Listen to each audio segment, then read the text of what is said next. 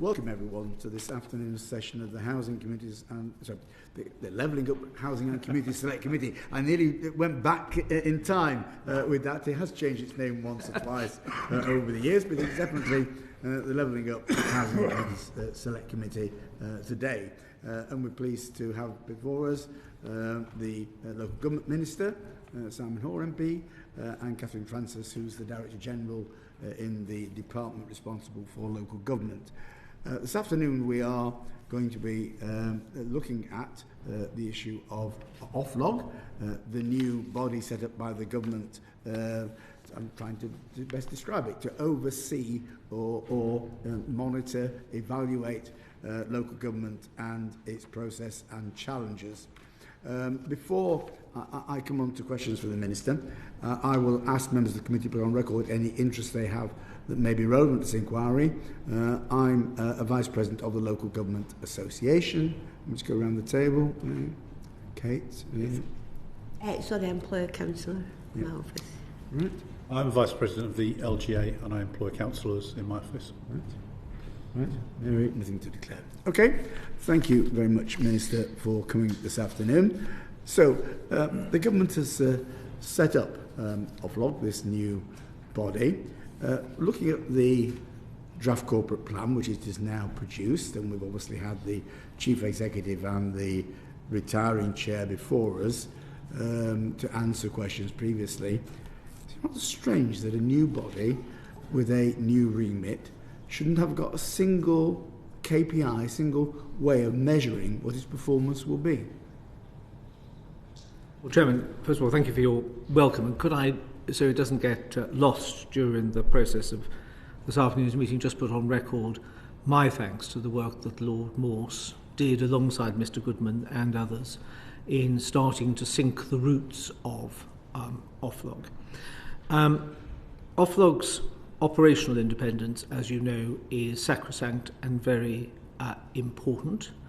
It has a set of tasks at hand, which I would paraphrase as being to work alongside and buttress other organisations, let's say, for example, the LGA, but they're not alone in this, to help drive efficiency, improvement and good performance from local government for the benefit of local taxpayers and service users. I'm tempted to say, and I don't say this flippantly, we will know when it's been successful and we will know if it has been unsuccessful. I think at this stage, as it is developing its relationship across the sector, we are in very, very early stages. It's not really appropriate to have KPIs at this stage. It's something that I think we would keep under review, but we wanted to have operational autonomy to do the job at hand. So how would you know if it's been successful when there's no measures? I think we'll know it's successful, Mr Betts, in the same way that one knows if anything is successful or not, and that is the when it can point to changes made, when it can demonstrate very clear and good relationships, confidence and trust within the sector and sector representatives. I think it will be demonstrable by its own action. That's a very, very subjective form of measurement, isn't it? And one person might say, oh, that's a good thing it's done, and somebody else might say, no, it isn't, because it hasn't really done it properly. When you haven't got any clear measures, you're bound to have differences of views, aren't you? Which, in the end, it's anybody's guess, anybody's individual view, whether it's been successful or not. It's not a great position to start from, is it? Well, Siobhan Jones, who's the Director for Local Government Policy in the department, she's the senior sponsor for OFLOG within the department, and her team liaise regularly with OFLOG officials to review performance. We are working at pace to establish a performance framework to provide further assurance that OFLOG is delivering its objectives effectively and efficiently. We appreciate that it's a job that needs to be done. It is in hand, but I think that those KPIs will evolve as time goes on rather than be pre-set. I think the first job that it had to achieve, and I think demonstrably it's doing a good job, given the mood music with, say, for example, the LGA, is to establish its credibility, its bona fides, and its intent. And that was a key piece of work that needs to be done, and that appears to be showing dividends. If I could perhaps build off that, the Secretary of State has issued a remit letter to Oflog, and as you rightly say, Chair, Oflog have consulted on a corporate plan for the next 3 years. If you look at the remit letter for Oflog, it sets out the priorities for the financial year 2024 to 25. And they are set into 3 categories, which will be familiar to you, I know, around inform, warn and support the sector, because we have found that those are the 3 areas that we think Oflog can most add value. And the remit letter sets out the types of activities that we would expect Oflog to undertake. So if I could give you an example, under inform, the specificity is to add additional metrics to Oflog's Data Explorer, which will help local councillors and local councils and individuals living locally to see the performance of their council and to support improvement. And we specify to Oflog that we would like it to work towards a set of metrics that cover all services by mid-2025. We've already asked in the same remit letter that Oflog revisits the metrics in the Data Explorer and considers and refines them further, and we've asked them to improve the functionality of the Data Explorer. So I think you can see that in the remit letter, the same sort of specificity exists under the subsection of warning, where I'm sure we'll come on to it. That's the second role for Oflog, and also supporting the sector in the important role of its improvement. There's quite a lot of specificity there. I think you spoke to the Chair previously, and he outlined that we are going to have to evolve over time a sense of how we measure what the best indicators are of success in doing that. But in a sense, we'll know that through iterating both with Oflog and them iterating with the sector too. But there's quite a lot of specificity set out in the remit letter, just to assure you on that. Yes, but a requirement that simply says you've got to produce this amount of data isn't terribly helpful if you don't know whether that data itself is going to be helpful and whether local authorities are finding it helpful or the public's finding it helpful. So it's not really a great measure, is it, of their success? Well, I think it's the tasks that need to be done, and I think what we will have to work with Oflog, they've been very clear, and with the full support of the department, they work in a collaborative and supportive way with local government. So we'll have to talk to local government, as will they, about what is it that indicates that the sector is using the material, what is it indicating that citizens in the country use the material that Oflog is producing. Because, of course, you can imagine, as I think the Chief Exec set out to you, various measures that might indicate people are really engaging with this product. But we do need to get that right and take the time to make sure we learn what the best indicators would be. So the performance framework, how does that help? And what does it say? Does it measure anything? Well, as I say, I think the approach that has been adopted, now we hope it's the right one. We believe it is. We could be proved wrong, is to have as light a touch approach in this initial phase in order to allow an iterative and organic approach to performance and its monitoring and assessment to evolve. Not top-down, but in partnership with what are the performance indicators and others that collectively the sector will find of help and use in order to bolster the reputation of Oflog. As I say, it's a judgment call, Mr. Betts, that we have taken. We think we've taken, as I say, the right one. Just very briefly, when's Oflog going to produce the results of its consultation on the draft corporate plan, and when will it have all the staff in place to be able to deliver it? Do you want to do? So the department and Oflog are both considering the consultation, because we felt that both the established central part of the department and Oflog both have an interest in views and responses that we've got on the corporate plan. The teams are processing that now. I don't have an exact date for when we will issue it finally, Chair, but we're in the midst of the work now, and we've had a decent response and engagement from local government. And the staff?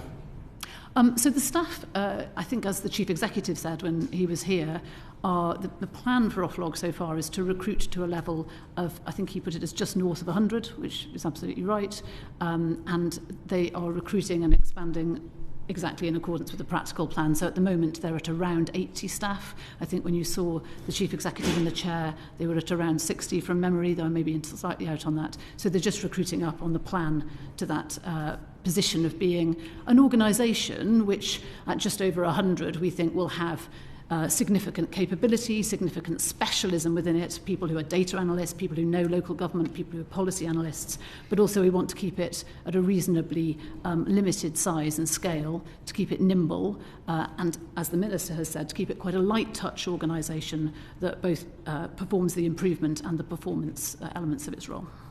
Moving on to Ofwat's priorities. Yes, thank you. And very helpfully, Catherine, you've outlined what the priorities were set by the Secretary of State. Of course, there was another one added, which was to engage as well, beyond that, which kind of fits naturally with what's going on. You'll also potentially, no doubt you've viewed the evidence that we've gathered. There was a lot of criticism of using Data Explorer and whether we were going to end up with two separate systems of comparing data or not. I think that's something that I think has to be looked at very carefully, clearly. But given what the Chair was just pointing out, we don't know yet what the budget for 24-25 looks like or beyond. I think in evidence Josh Goodman gave evidence to say he believes it's sufficient to do what's required. But how confident are you that Oflog will actually be able to achieve the priorities for the current financial year and indeed the 2 years that follow? I think it's a good place to do so. We would obviously respond sympathetically to any overtures or case made for either additional personnel. Has there been a case made for additional resources or for a complete budget? I mean, that wasn't clear to us in the evidence we received. No, it's establishing and growing iteratively. When it finally takes shape, I think, because those are germane and important questions, then they will be able to be answered in the round. But we don't want to put a sort of full stop halfway through the paragraph, if that makes sense. Perhaps I could elucidate further on that. So Oflog have estimated that they need 110 staff. That's around their kind of estimate. That is exactly what we're business planning for the organisation. And in terms of the budget being settled, the department is in the phase now of finalising our own internal resource planning across all of the budgets of the department. And so the budget will sort of fall out of that for Oflog. Given they're building up in terms of the numbers, that means they'll recruit people part the way through the year, which then obviously means that the budget for 24-25 potentially is lower than that will be required for 25-26, when presumably they'd be fully staffed. Is that critical question is the corporate plan. So the corporate plan sets out what Oflog is going to do in 24-25 and beyond.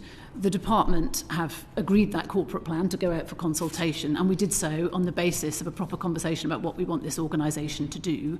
I can assure you that for 24-25, the staffing, although the people may not be quite there because they're in the process of upscaling like any organisation as it's being set up, but the staffing arrangements, the headcount, if you like, is there and is exactly as the Chief Executive set out. The budget will follow.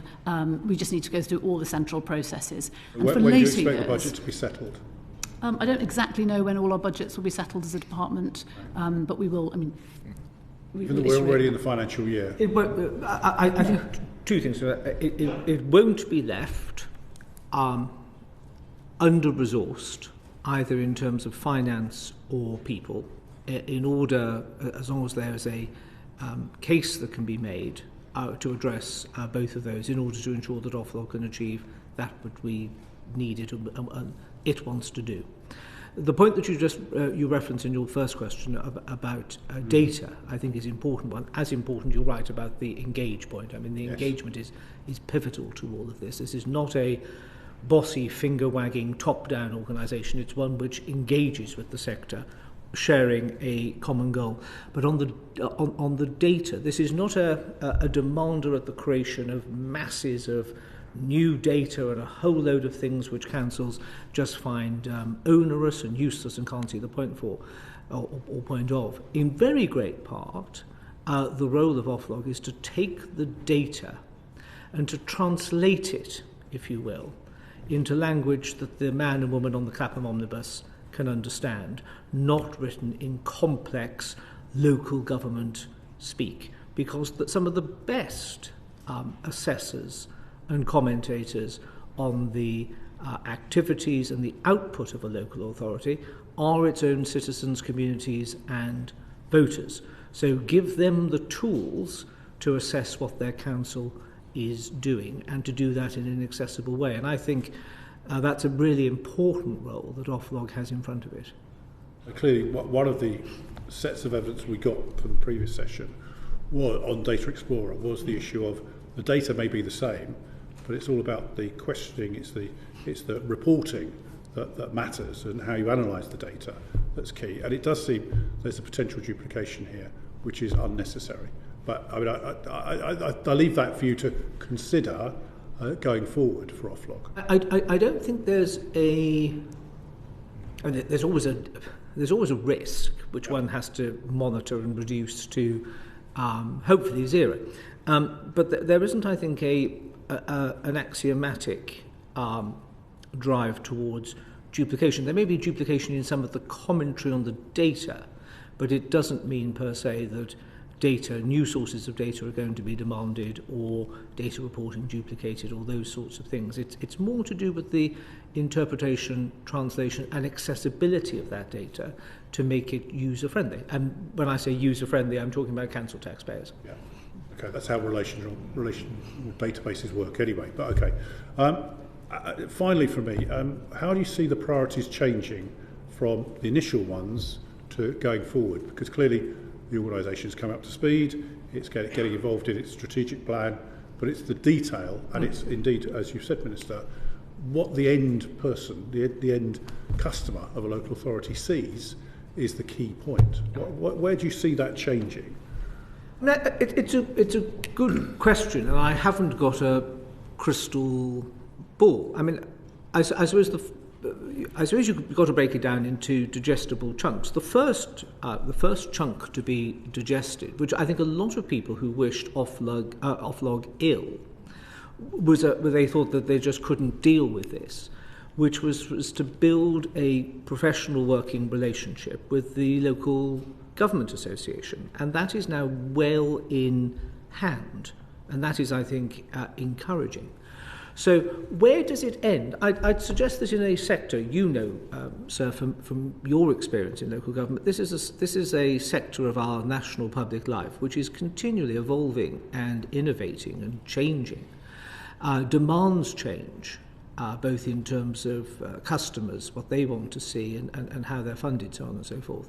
So there isn't a sort of, this is when you reach nirvana of Oflog, and we can all just sort of press stop and admire it from afar like a sort of, piece of art in a museum.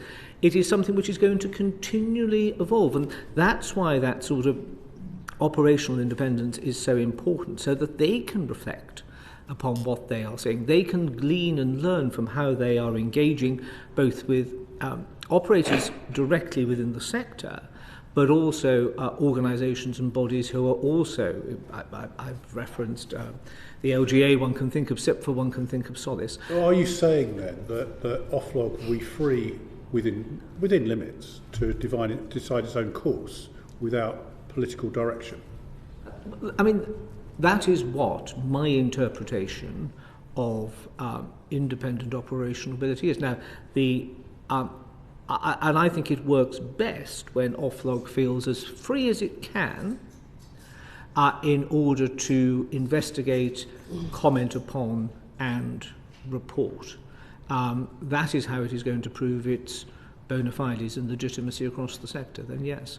I think it's just important to clarify this point exactly as you say about the changing nature of local government and the extent of the freedom. So I think the Secretary of State has been crystal clear, exactly as the Minister says, that Oflog are to take the strategic objectives set out in the corporate plan and the more defined objectives, if you like, for the next financial year.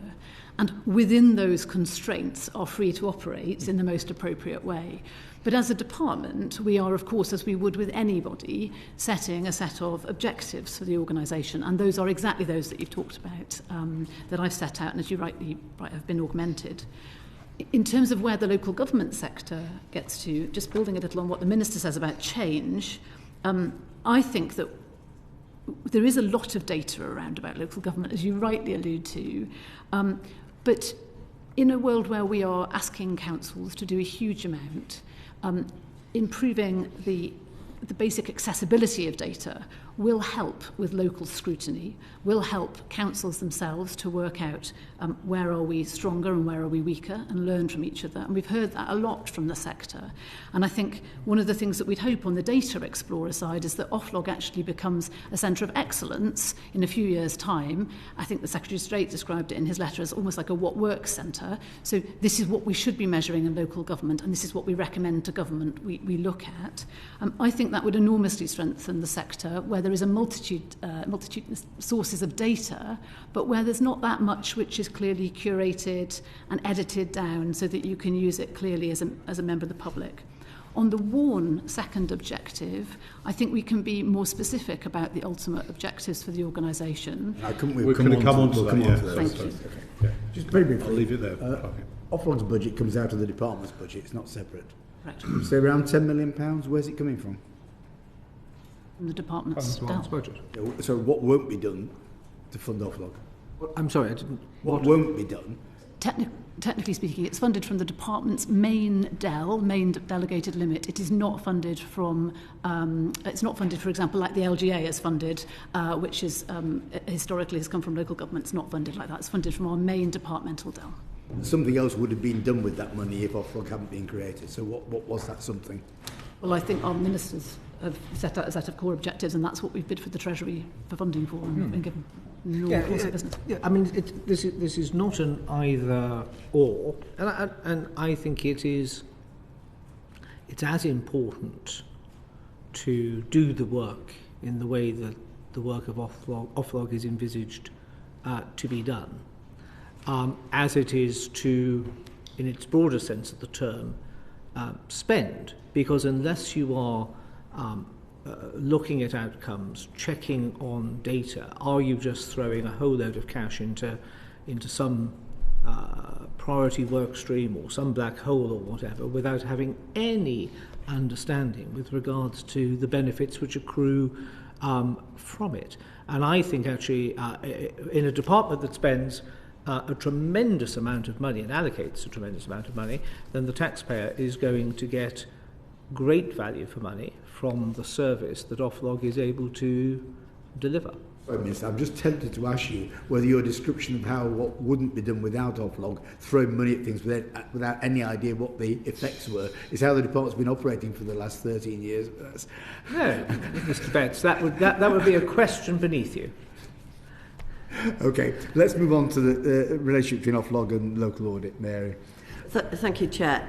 In response to the Redmond review into local audit, the government announced plans to create a new audit, governance and reporting authority, ARGA, as the system leader for local audit, replacing the Financial Reporting Council in this role.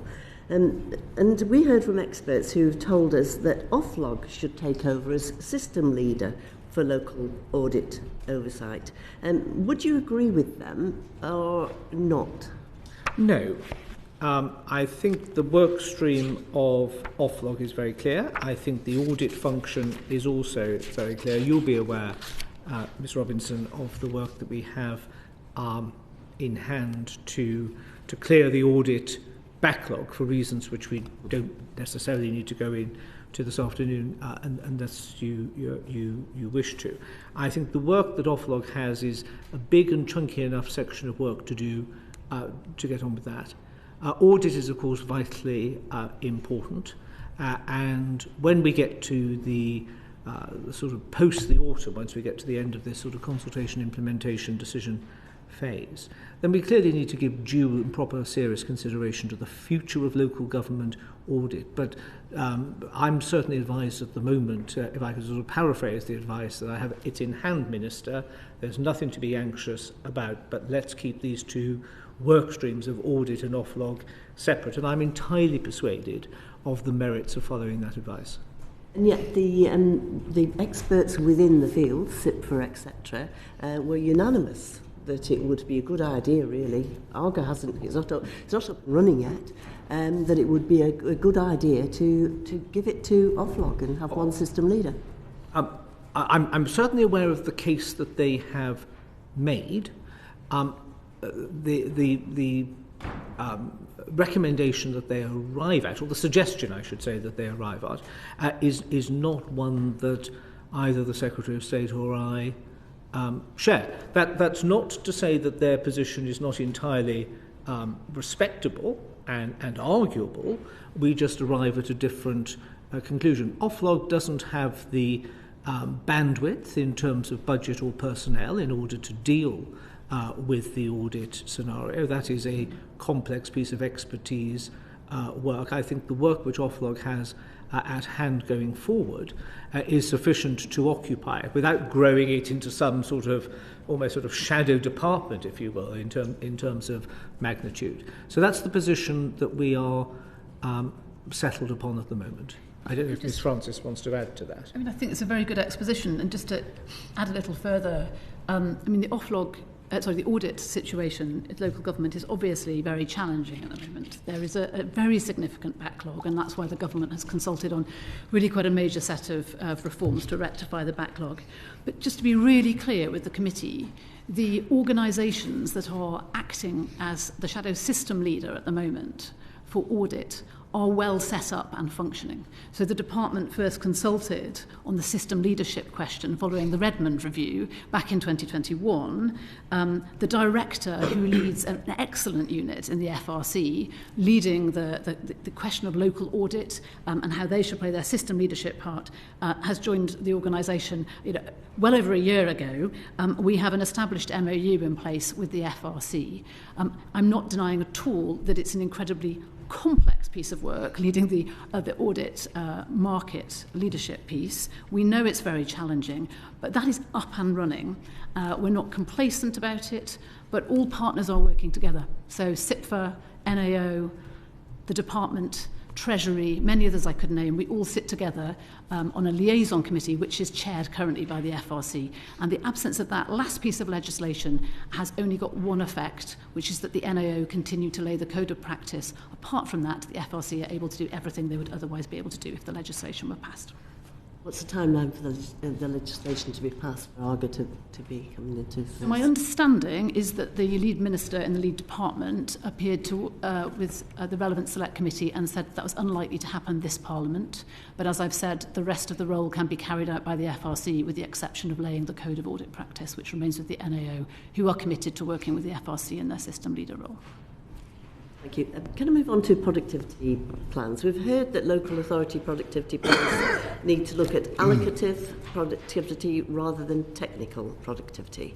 When will the department confirm what type of productivity these plans should report on?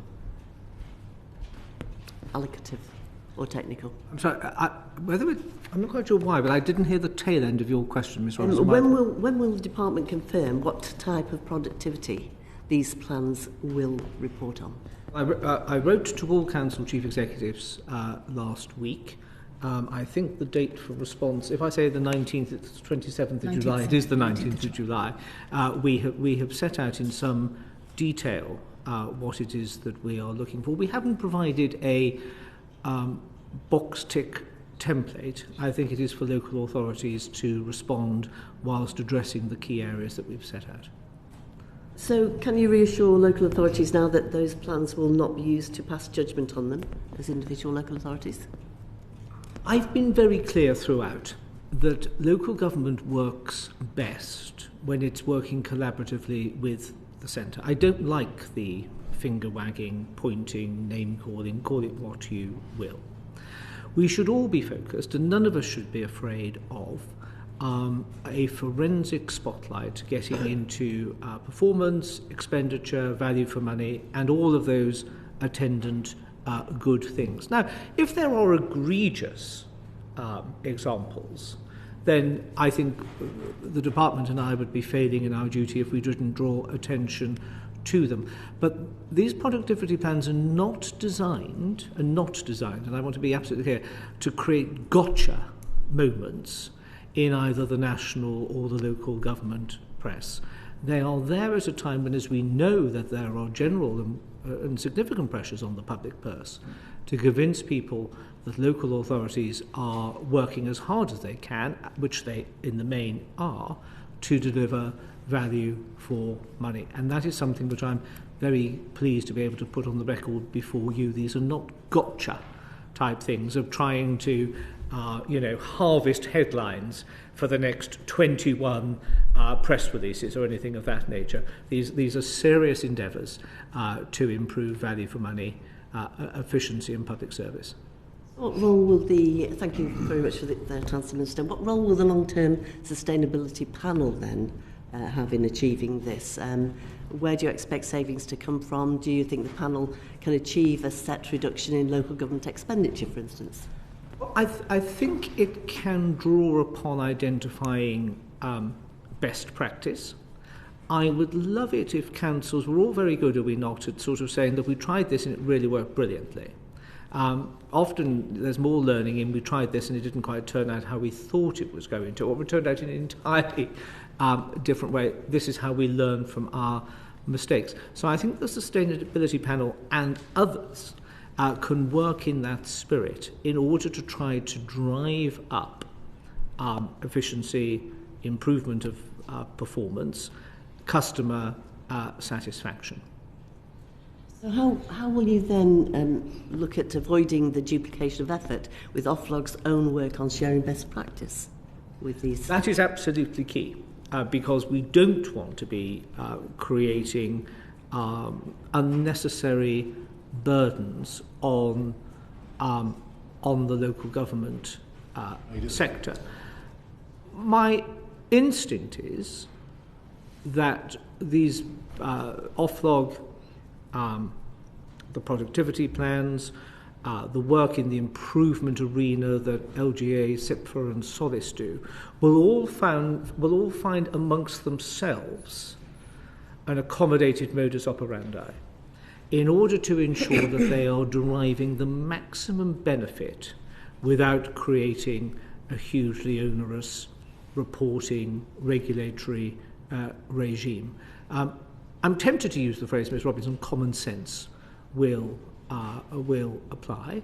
And I have every trust and confidence that the bodies that I've mentioned will ensure energetically that the scenario that you wisely asked me about doesn't materialise. The issue could be that sometimes plans can turn into targets. Judgment against those targets could be, as you say, a judgment, and local authorities could be judged to fail. How much detail will the meeting summaries that will be published online be able to go into, therefore? Well, certainly I think Oflog will have a role in that sort of translation service. I'm a firm believer in as much information as in the public domain as possible, as long as that information and data is usable, digestible, and is efficacious in coming to a view on the outputs of any public body. It doesn't have to be within the local government sector. And I think we have come through and hopefully are coming out of a cost of living crisis. I think the country heard very clearly, as ministers and the Treasury did, the cri de coeur from the local government sector in the autumn prior to the final local government finance settlement. I don't think people out in the street will be at all surprised that the government and others are keen to monitor, explore, evaluate, seek best practice and the like. I think that is now a legitimate expectation of the citizen, on our high street. And one of the first objectives of Oflog is to inform. How much detail, therefore, will the panel's findings go into? Will they be published in order to inform the general public? They will be published, is my understanding. But in order to protect and preserve the operational independence of Oflog, that is a decision for Oflog with regards to how they deal with those matters. I think the conversation may run the risk of being slightly confused between different things. So just to be very clear. In which case the confusion is probably on no, not at all.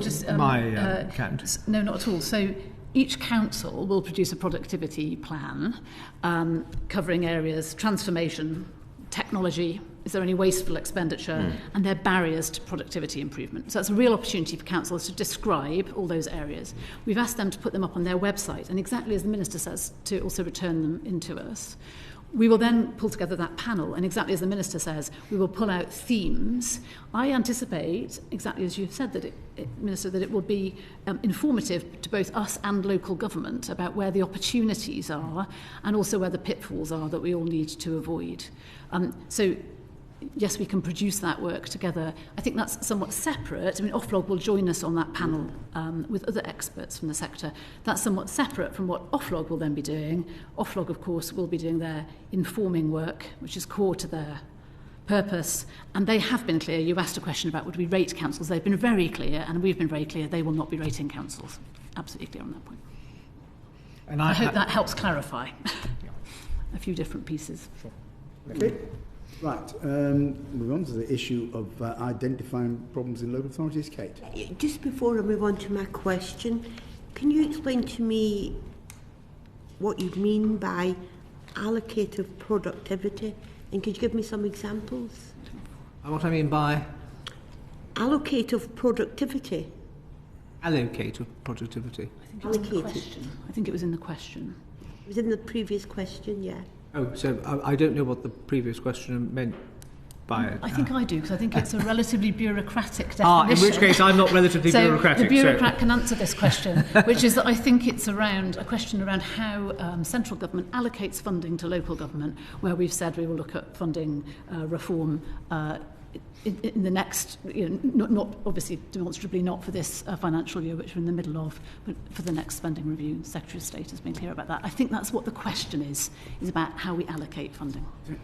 Right. That's my interpretation of the question, unless you think it means something different. We did have some discussion with the experts on this, who were quite keen on actually knowing the difference, how it would be dealt with.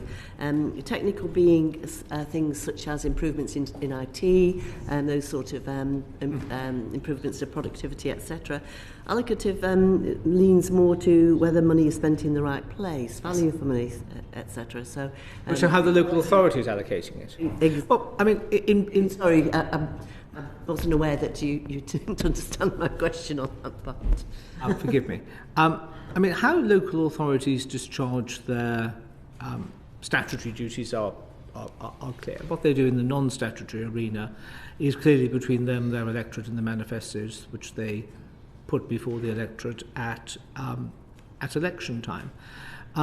Where I think, and Miss Francis touched upon this, so I've received some quite strong representations from a number of local councils at the secondary tier to say we're really conscious we haven't done enough about procurement efficiencies, and we don't quite know how to go about it, and things, when we've sort of slightly nibbled away at it, the payback time appears to be overly long and almost not worth the candle to embark upon.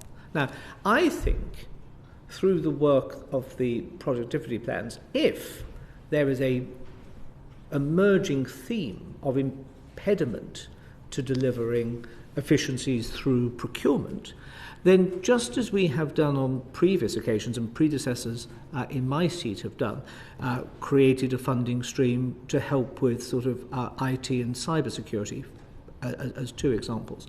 Those are things which can be done. So I do want local government to see that this is very helpful, that there is huge potential benefit to them with regards to how we as a department allocate money, particularly if it's ring-fenced for certain work streams which the sector have identified need some additional turbo boosting.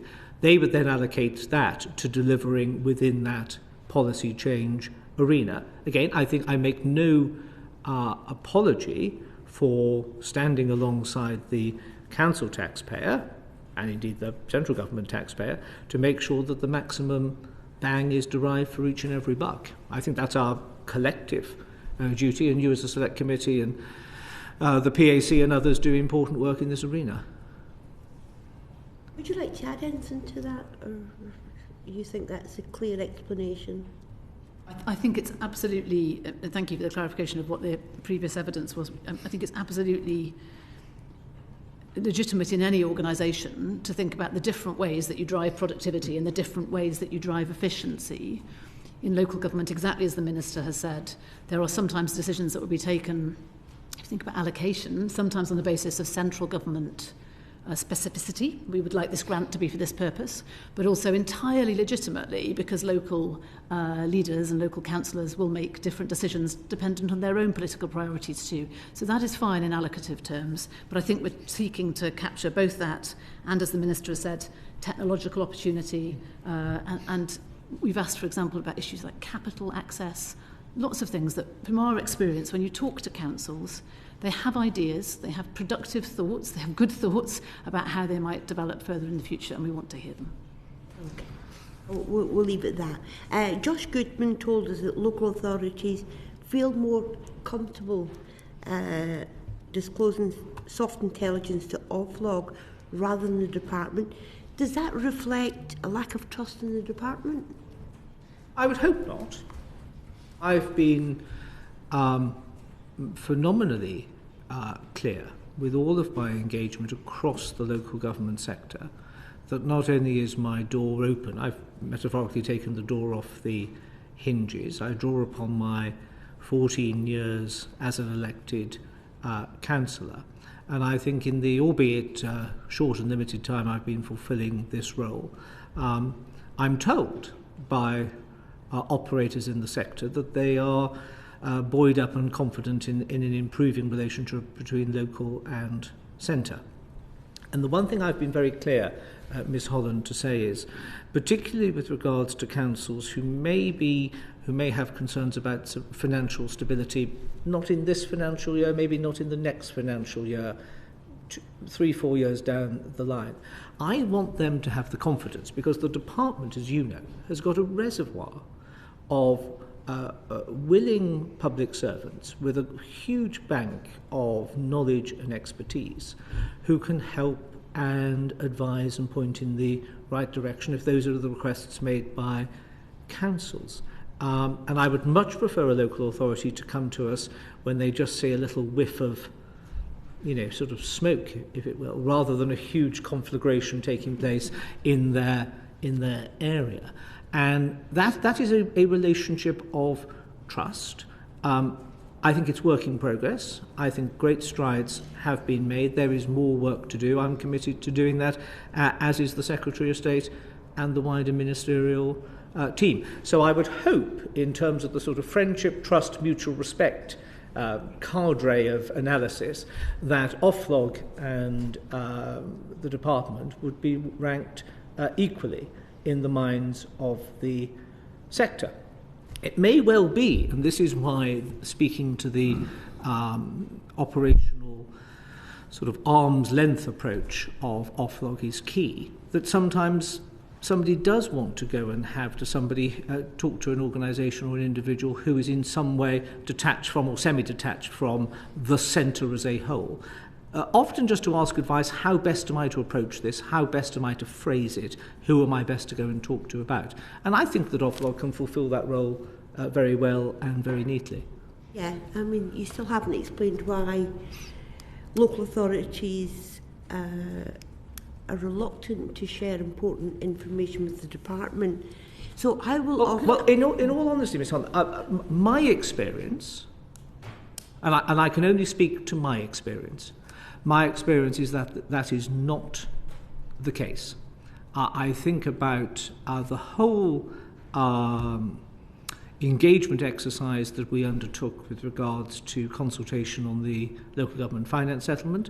That secured the highest level of feedback from local authorities in England than at any other time. And we don't have enough money. Well, they said a variety of things, but I think it fundamentally underpins my point, and I say respectfully undermines yours, because I don't think that would be the data if that relationship of friendly trust wasn't there and evolving.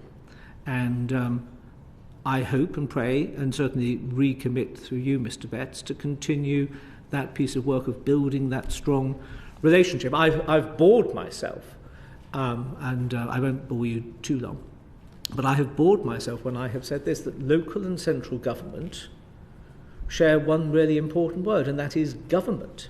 It's not a question of either or.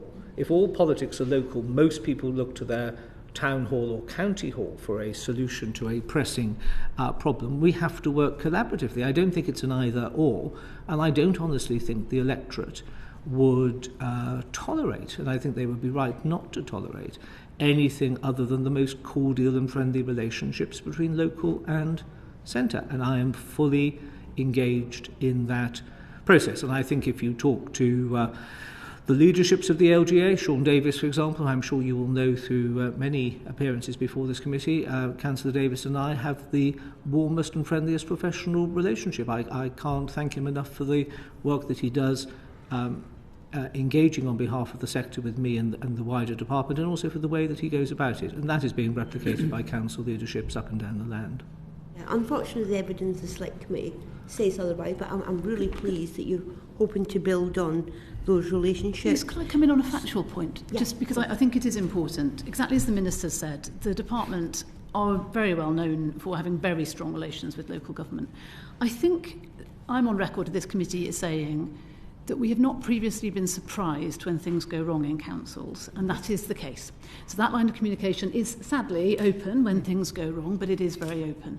I think the evidence that Mr Goodman gave to the committee, looking at the written record of that, was talking about early warning conversations, and that is an area where we think it's really beneficial that Oflog is there, because we have the statutory framework that we can use if a council is facing really significant issues. We are or going maybe to come on close to early that. warning. Yes, and that was the context in which he made his comments. Oh, okay. So, on that note, how will Oflog seek to encourage local authorities to better understand why this data is being collected and how to make the most of the data that has been collected? I think in shorthand terms, because it benefits the individual council and the wider sector. The more information, trendle, data that we have, I think the better place the centre is for devising and shaping the financial packages of support, in understanding the challenges that the sector faces today and that it envisages it's going to face in the short, medium and longer term.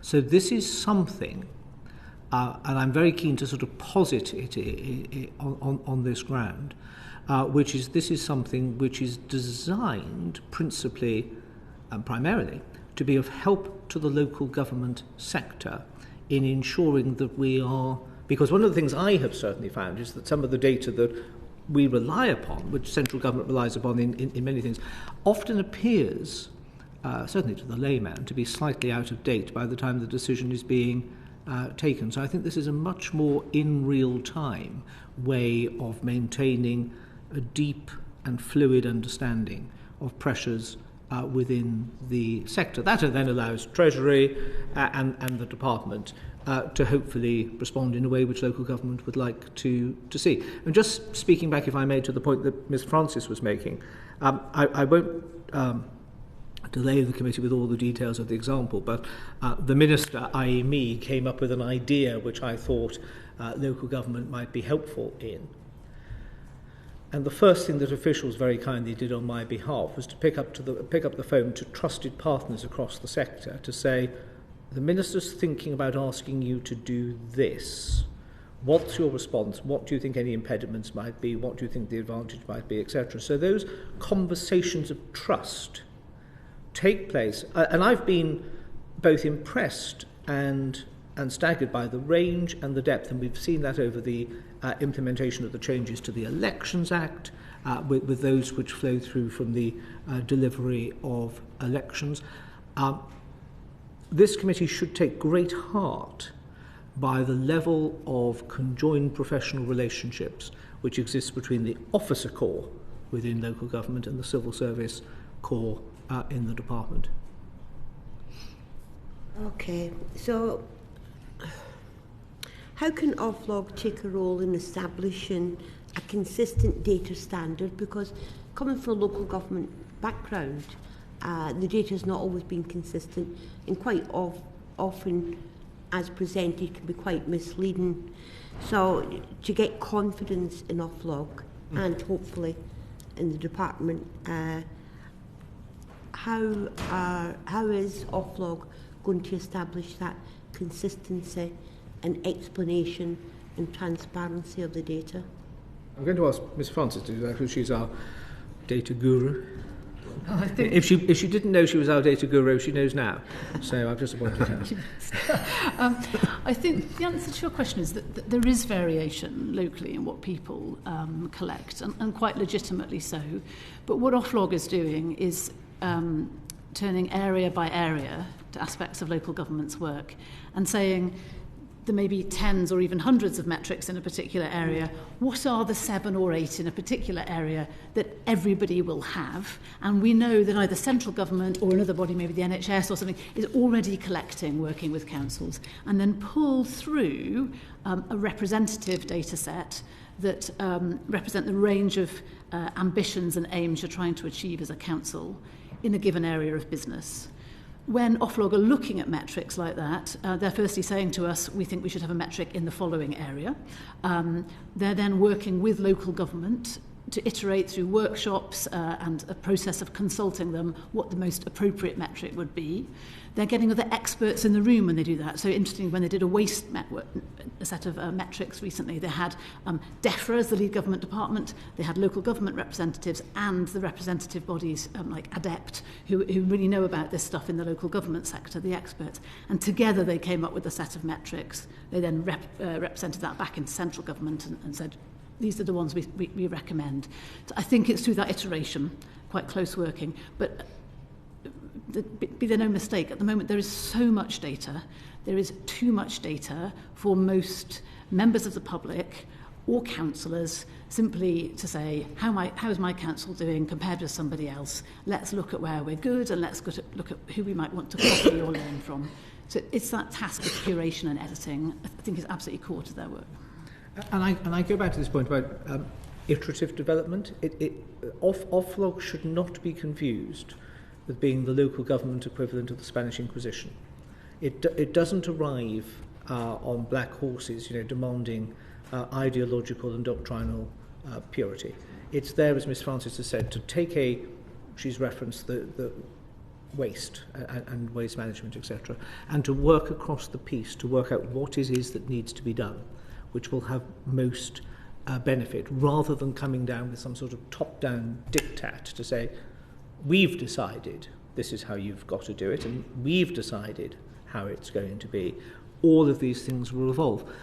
I think the outputs will be better, but I also think it's a very, very sensible way of forging a relationship of trust between the sector and Oflog, which is, there will be disagreements along the way, don't get me wrong, but I think as a foundation stone is imperative. That trust and support is vital, isn't it? It's really about improving services and proper measures. Yes, yeah. I mean, and let me say it. Oflog has not been created to beat local government up. It has not been created to name and shame and castigate.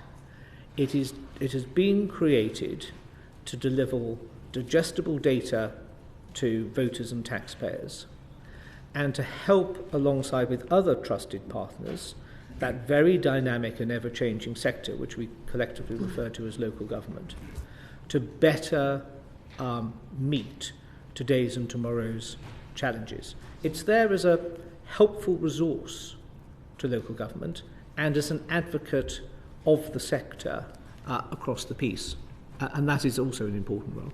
I'll just finish here on this point, but given that it's got no KPIs, that's going to add to the mistrust and performance of Oflog, who's... Oh, I disagree. I respectfully disagree, because I think if one's advocacy for it, which it has been, which is gentle, evolving, collaborative, organic, evolutionary, iterative, call it what you will, If they arrived, if Oflog arrived with a predetermined, prescribed set of KPIs and said, now look, this is what we're going to have to measure you against because this is what we're being measured against, I think that would be a rather arid exercise and would be likely to get the backs up of local government. I think this approach that they are using, and which we are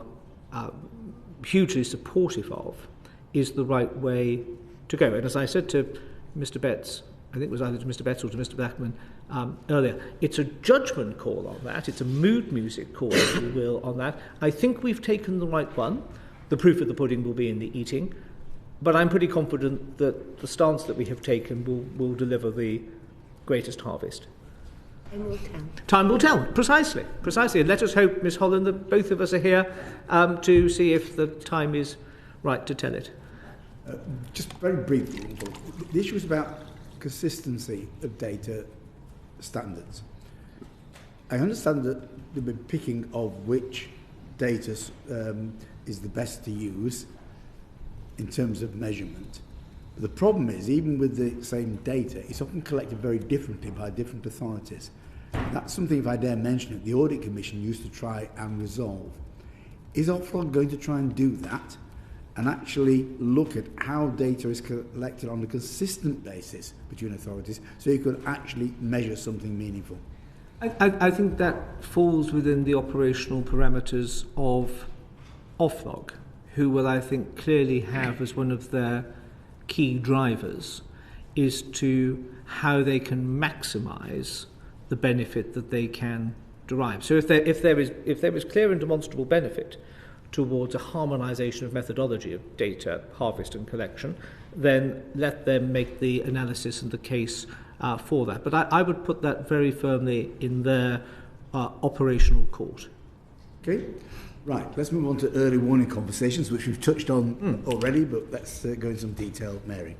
Thank you, Chair. In February 2024, Oflog conducted a pilot early warning conversation process with Oxfordshire County Council. Minister, what discussions have you had with Oflog about its learnings from this pilot, and how will it be applying these going forward? Conversations that I've had directly, none. So, what is the outcome of the pilot? Ms. Francis. So the pilot, the Oflog team have completed the pilot on site, and they're in the process now of finalising a report. I have spoken to the Chief Executive about their learning, and in fact the Chief Executive of the Council also has described publicly some of the learning. And what I think the Oflog team are at pains to discuss is that that was a pilot because they wanted to test, iterate, learn and refine their own methodology to going into that council, and to do that in the context that they weren't actually in an early warning conversation in reality, in the sense it was not a council they were worried about, it was a council that were testing the methodology. So I think they have learnt some practical things about how they run those processes, and I'm sure they'll reflect on those. As I'm not the Chief Executive of Oflog, I'm not probably the person to give you the detail. And then I think when we move to the report stage, we'll see actually what they found about the council as a separate process. So are the plans pilots... Just in the interest of absolute transparency, Mr. Betts, through you, because I think one or two people thought that Oxfordshire had been chosen by me because I'd been an elected member of Oxfordshire County Council. I didn't choose Oxfordshire. I was merely told that Oxfordshire was going to be the pilot. It was nothing to do. It was nothing to do with me in the choosing of the council. Thank you for the clarity. Will there be further pilots, or is Oflog still on track to have conducted its first early warning conversations over the summer? We're going to have one in the autumn, isn't that right? Yeah, so my understanding from them is that they've not finalised their plans yet.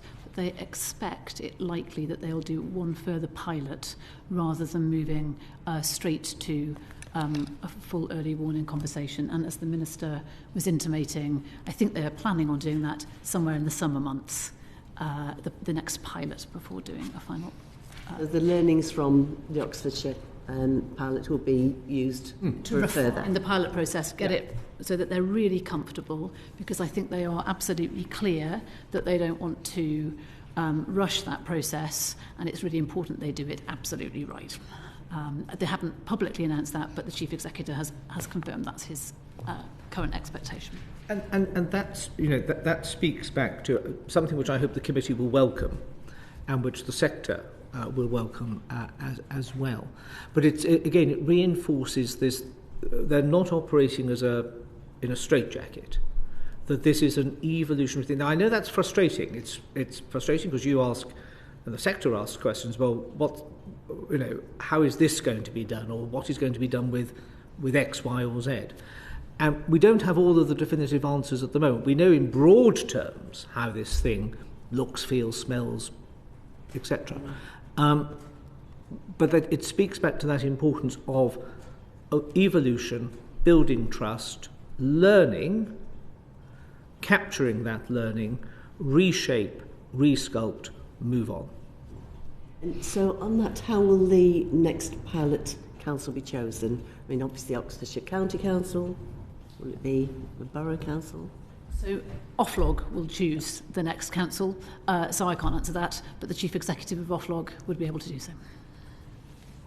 So it's difficult for me to ask Oflog questions then, because I've not got Oflog here to give the answers to them. So you won't know then whether Oflog have a shortlist of local authorities. These are operational issues. I think it's perfectly proper that I don't know. I think it's perfectly proper that Miss Francis doesn't know. I'm absolutely certain.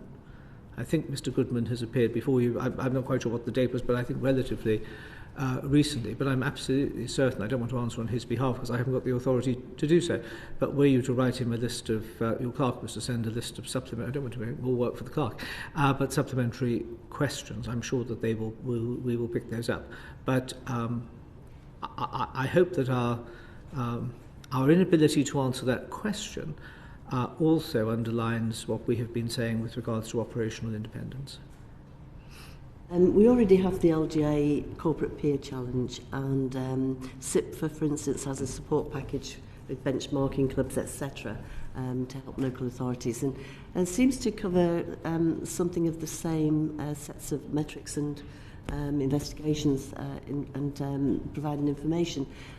Is Oflog going to be, early warning conversations, going to be just a light touch version of what's already happening? Light or heavy touch, I think are sort of subjective terms. I think given, and yours as a committee's knowledge will be, greater than even Miss Francis's, and certainly greater than mine, of the developing challenges to local government. I've never been a one-club golfer. I mean, I'm not a golfer. But I think most golfers will play a better round of golf if they've got more clubs in their bag than just one. So Solace, SIPFA, the LGA, Oflog can all in their various, sometimes complementary ways, but all in their various ways, help what is a very dynamic sector. If you're now running an upper tier council, you are effectively running a multi-million pound business. And if you think of all of the resource that any successful business can pull in to advise on its corporate strategy, on how to deliver service, etc., there's a whole army of consultants out there who do that work. I make no apology for having a multiple option of choice for local government to use to help them improve their offer. If we expect them to run on business-like lines, then they should have access to the resources which businesses have operating, comparably sized budgets. And for a poor golfer, a club that's a 9 is pretty much the same as a club that's an 8. But different to a putter, I would suggest. But so putting that analogy in the way of all of these different abilities to help local authorities, with public funding and potentially 100 people going to be employed by Oflog, it's important that we ensure that there isn't duplication where there are other processes in place. Yes, I think as a matter of principle, and I think those circumstances will weed themselves out. So, for example, I think it would be, let's say, for example, if we had a best value notice or commissioners into a local authority, then I think Oflog coming to knock on the door at a simultaneous time might be seen as eccentric, and possibly something to be avoided. But occasionally, it's the who guards the guards question, isn't it? It's who peer reviews the peer reviewers. So actually having several sets of eyes, given the scale of the issues at hand, which we're alert to because local government tell us at every intervention that they have with us, I can see that where it could potentially go wrong if it's not monitored. I've got every confidence it will go right.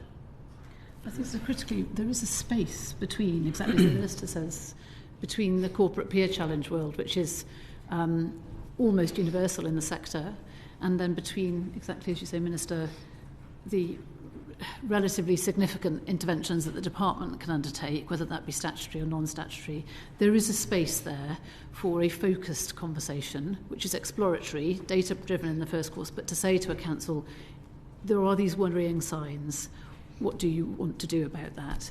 And very sadly, our reflection as a ministry is that there have been enough cases where it's been difficult in recent years. So with regret, we think it may have been preferable that someone would have been having those early warning conversations a little earlier. And I think that space is a very productive space for Oflog to be. And I think you may have heard in evidence, if I apportion it to Councillor Abby Brown of Stoke incorrectly, then my apologies to Councillor Brown. But I think the LGA has noticed, because councils are not obliged to have their broader performance reviewed by the LGA with their sort of improvement goggles on, but that the requests into the LGA from authorities which have been backwards at coming forwards in asking for a review has got a lot faster.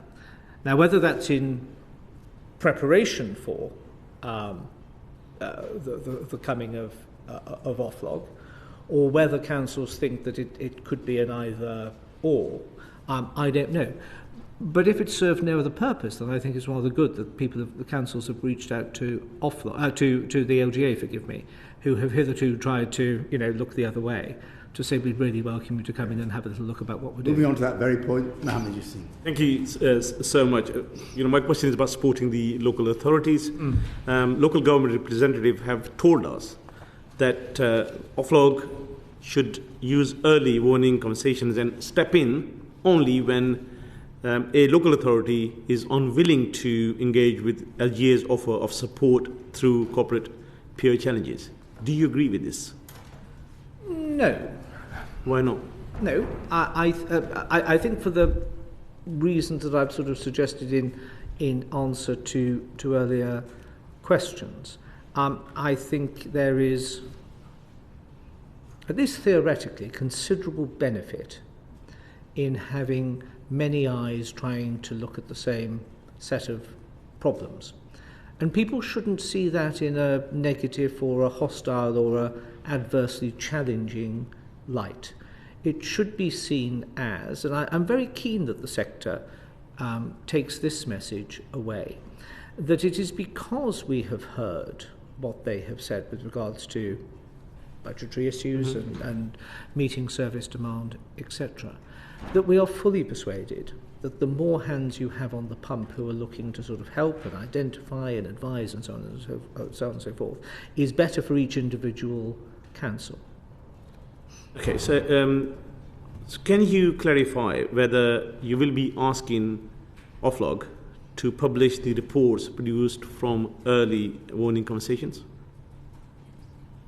I think they've said that they will. Yes, yeah, they've already confirmed that. Okay. And that was an operational decision for them. And what kind of details will be included in that report? Again, I mean, that I think is probably a question best directed in your ancillary questions to Oflog. I can't. You have no role in it? No. Okay. Okay. Thank you. It's all right having more than one set of hands on the pump. Sorry? It's all right having multiple hands on the pump, as been explained. What happens if the peer review hands are on the pump and Oflog's hands are on the pump at the same time? Isn't that going to get rather confusing? No, because I think it's many hands make light work. You'll less strain in the many cooks. Less strain in the pumping, Mr. Betts. But hopefully for a greater volume of water as a result. So no, I'm very keen. Mr. Blackman has found a double entendre where none was intended, I suggest, by the smile on his face. The point I'm endeavouring to make is... Metaphors. Sorry? I think you're mixing your metaphors, but never mind. No, the point I'm trying to make is, as none of these organisations should be seen as being anything other than helpful, what is there as a matter of principle to suggest reticence to more than one doing something at either any one time or consecutively? Conscious of the need not to place additional burdens and organisations asking for new data and so on and so forth. So to ensure that there will be, and I'm absolutely certain that this will come out through operational evolution, but all I can see are considerable benefits to the sector. Okay, I think some degree of clarity around this issue might be needed at some point, but we'll... Sure. I don't think I can be any clearer. Well, I think Oflog have been clear in talking to the committee, just to reiterate, that they will be carrying out a relatively small number of early warning conversations. I think that's important context for the committee to understand, because of course corporate peer challenges, it can be much more widespread. And in answer to your question around do we know the contents of the report, we're absolutely saying that ministers, quite rightly, are not going to get involved in that, just in the same way as a council would not be involved in the description that Oflog writes in one of its reports, except for factual clarification. So they're trying to sit in an independent space and to offer that as a really distinct role in a small number of cases each year. Do you, sorry, Chair, do you have a data how many councils are unwilling to accept the support? The LGA will have data on the corporate peer challenge, but as I've said, the early warning conversations, by nature of being triggered by something in the data that causes Oflog to ask a question about whether the organisation is okay or not, and prompt that question, they're performing a different function to the peer challenges. But the LGA will have that data about corporate peer challenge, yes. Mary. When an early warning conversation takes place, who do you anticipate speaking to within a council? It will be done by Oflog, the Oflog team. So I'm really sorry, but you would actually have to get Oflog back in to ask them. But it may be that once they've done their pilot conversation and their pilot report, that might be the point, that might be the point for them to answer further questions the committee has. Because they will be able to report on the methodology they've used. Yes, I'd like it. And can I just repeat this? Because, I mean, I've sat on your side of the, not yours, not you personally, but, on the inquisitorial side of the table. And there can be a frustration when a minister or an official says, you've got to go and ask somebody else.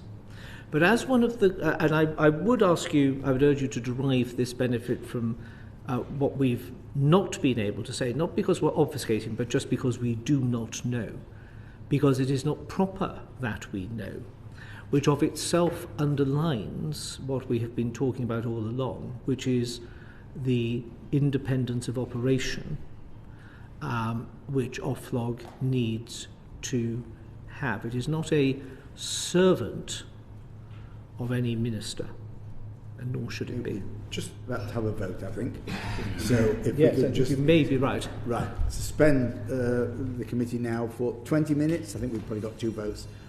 So we'll be back at 17:32. Okay?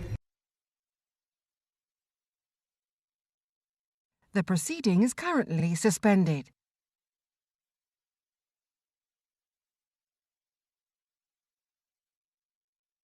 The proceeding is currently suspended.